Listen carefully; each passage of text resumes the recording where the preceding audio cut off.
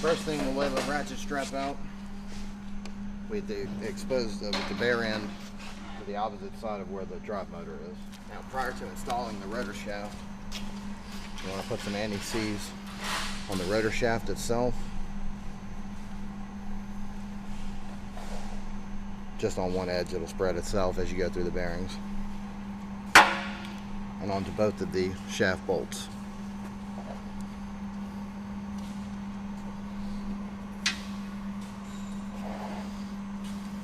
Now we'll roll the rotor into place.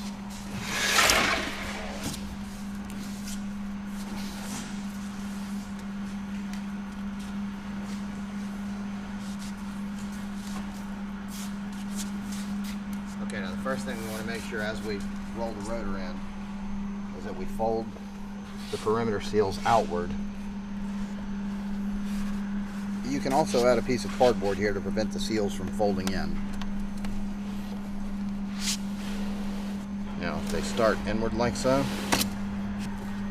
you can tuck them by hand, or a little plastic putty knife is great.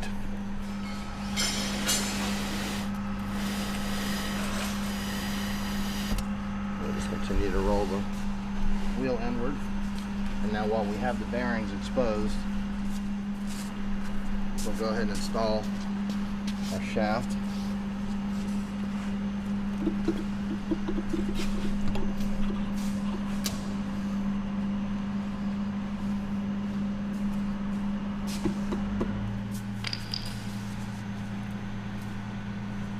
We can install a shaft bolt into the end and just tap it into place with a hammer.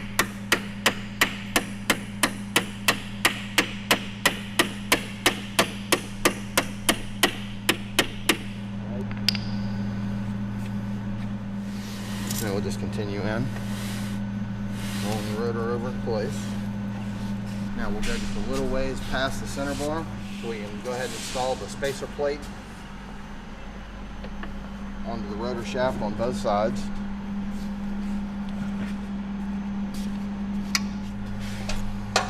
Okay, now we're ready to start lifting it into place. We can just give it a shove back to the center bar, and our retainer plate will put us in place on that center bar. At this point, again, plastic putty knife does really well about tucking the perimeter seal. And we'll do the same thing on the other face. And after we wrap our ratchet strap all the way around, we can just attach the two hook ends to one another. Now we can begin picking up, cranking on the ratchet strap. Tell me when.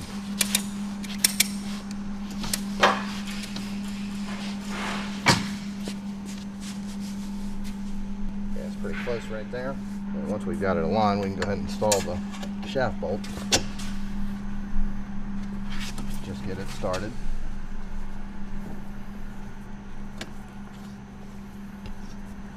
Now, depending on how squarely the rotor picked up, the other side may or may not align. And this one looks pretty good. So we'll go ahead and start the shaft bolt over here as well. Okay, now after we've run both of the shaft bolts in enough to make sure that it can support the weight of the rotor, we can go ahead and release the ratchet strap and remove it. And tuck all of our perimeter seals into place.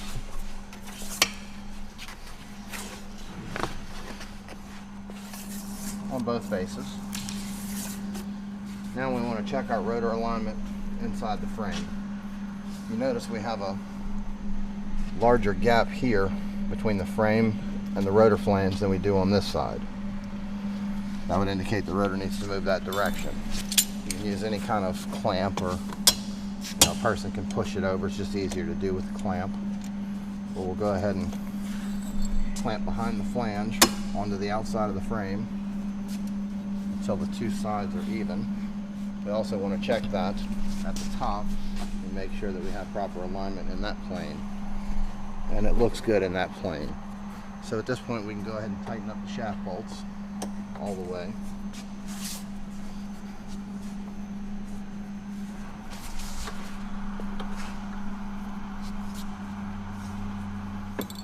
release our clamp. And again, check our gap, which is now nice and even. So we know that we've got the rotor square in the frame in both planes. At this point, we can go ahead and reinstall the drive system and should be ready to go back into service.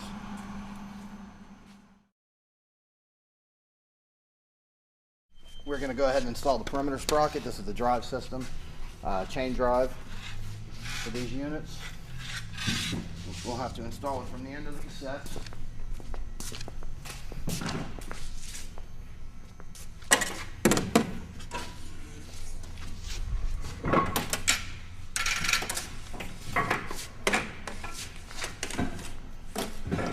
Take it up to the top. Just lay on the wheel.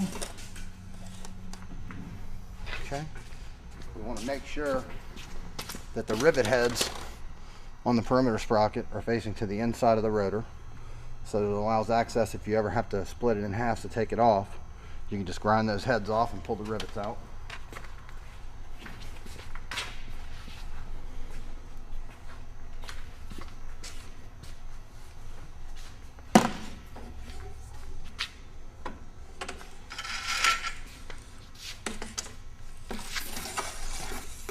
We'll just rotate this half to the bottom. And this can be done, these clamps are another person, however, just any way to hold this in place. We don't want to go quite to the seam, we want to leave just a little bit of slack. We'll make the seam on the other side first. First, we just want to make sure that we have it overlapped correctly, and then it's going to line up.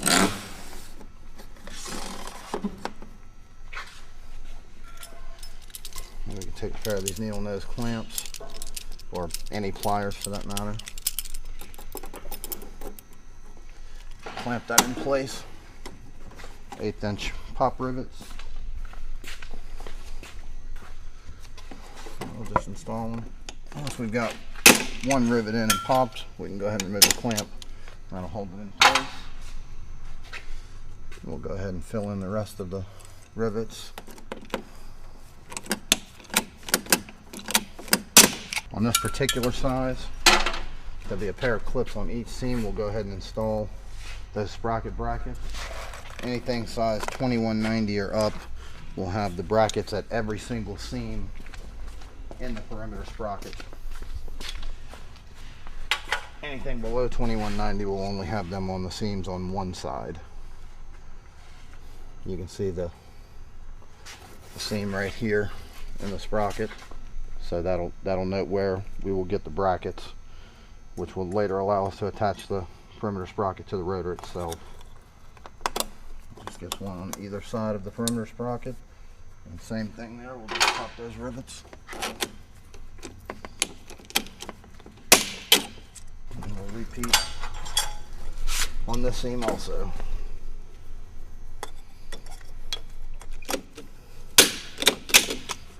Okay. Now we've got that side complete. Go back around to the other side of the cassette. Same procedure as the first side. We're going to rotate this back down.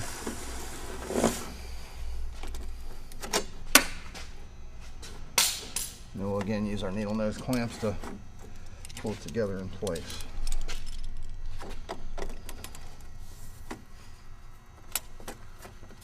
Okay, now we're going to want to rotate that one because we can see where the sprocket brackets are aligned with the spoke bolt. We want to make sure to try to rotate it where none of those are falling out on the spoke bolts, because that may give us a problem later when we align the perimeter sprocket.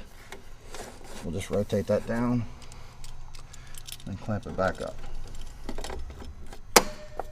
And we'll just install those one at first just to make hold the seam together. Sometimes you can put another clamp at the other end of the seam. It'll give you just that little bit.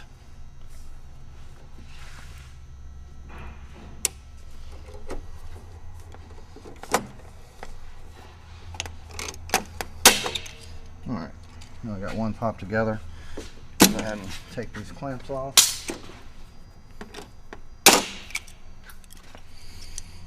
Just install them into the holes there and then clip the whole thing in place here. Needle nose clamps and clamp it in place. And then pop our rivets.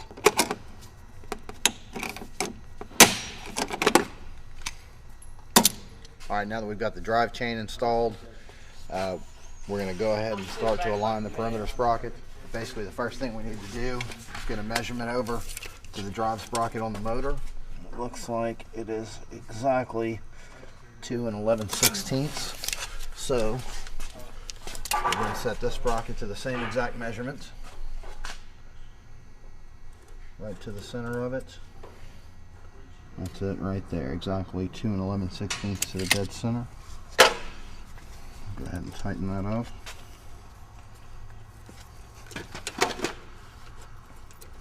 And same thing here.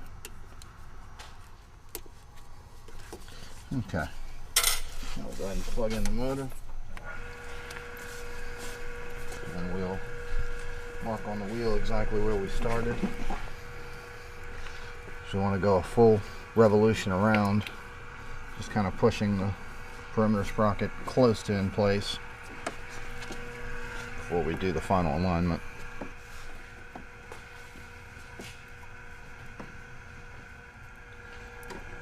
By the time we're finished, it should be smooth, operating with no binding or popping or anything of the drive chain. It should just go smoothly right onto the perimeter sprocket. On the smaller units where you don't have an idler sprocket, you can just use a tape measure at that point, and you get that same measurement that the drive sprocket is at off of the cassette frame itself. Just to set each and every clip as it comes by each sprocket bracket. Once we have it aligned, we'll screw it into the rotor band itself. We'll just put 2 screws in either corner, and then we will rotate it another full revolution just to make sure that we have good alignment and that there's no binding or popping of the chain, that it goes on and off of the perimeter sprocket smoothly. Then we'll go back and install the final screws and it'll be complete. If need be, if it becomes an issue here with the alignment where that sprocket bracket happened to fall out on the spoke bolt, if need be, we can loosen that spoke bolt off and tuck that bracket behind the flat washer if we need to shift over in that direction. It looks like this one may be okay without it.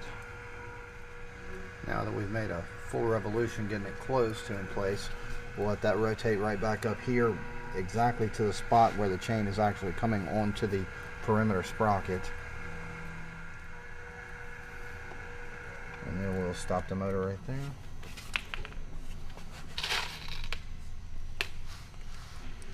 Go ahead and drop a couple of screws in it.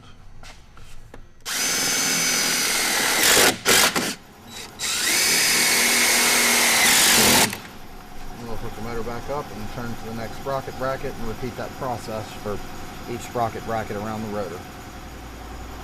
That's exactly what we're looking for right here, that as that chain goes onto the teeth of the perimeter sprocket, that you have an equal distance each side and that it slips on smoothly.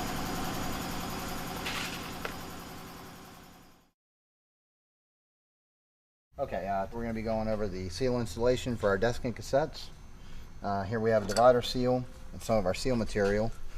What we want to do is make sure that we leave it a couple inches long on each end. We will trim it to fit later during the installation process. Just want to cut that there. We're going to take just some regular old RTV. Fill it full right there, all the way down.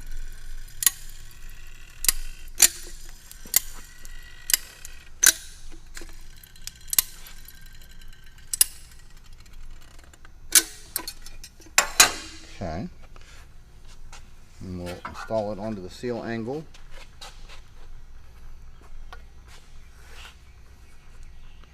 And we just want to squeeze one little spot right here to anchor it in place. Then continue installing it all the way down.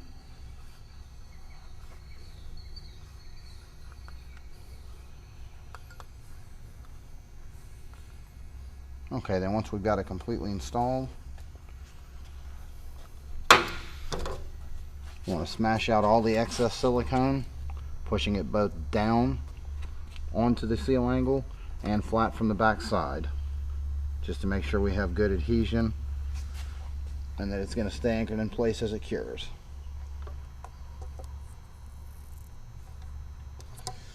Okay, that's all for now, and then we're going to give that at least 24 hours of curing time before we try to do any cutting or trimming off of the excess silicone.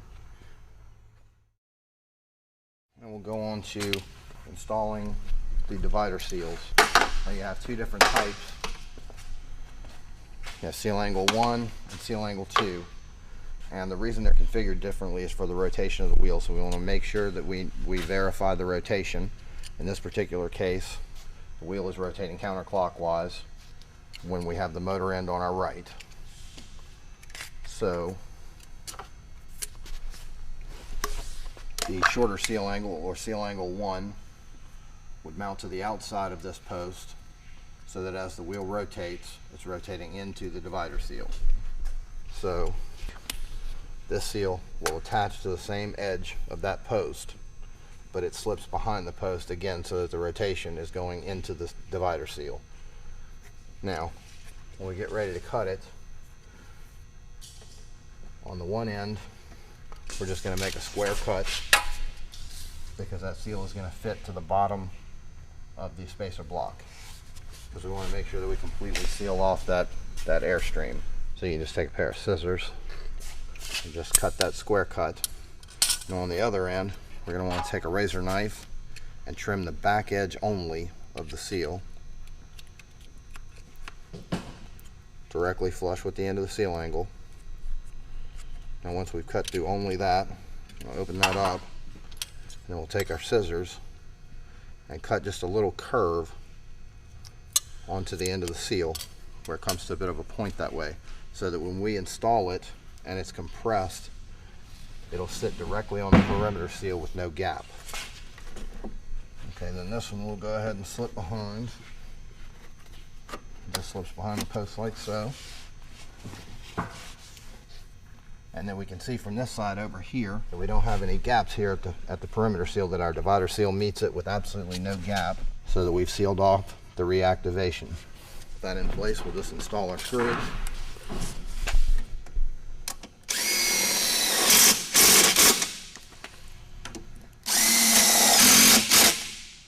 That's seal angle number 2.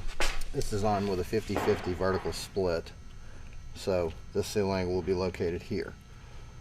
So again, where we're going to go to the perimeter seal, we will only trim the back edge, flush with the seal angle, and then cut our curve on it. Then on the other end where it's going to meet the shaft block, again, cut it flush to the seal angle. And we're going to again install it and check our fit. And again, we have no gap between either the spacer block or at the perimeter seal. Again, just ensuring that we've sealed that airstream off. Now, while seal angle number 2 is self-aligning due to the nature of it sitting behind the post, on seal angle number 1, we want to make sure that our divider seal is exactly flush to the outside edge of our perimeter seal on that end, and on this end we want to make sure that it's exactly flush to the shaft block,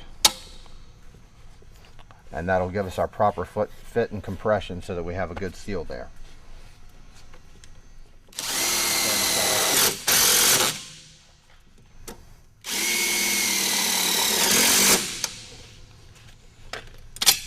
And then we would repeat the same process on the opposite face, again keeping in mind what direction our rotation is.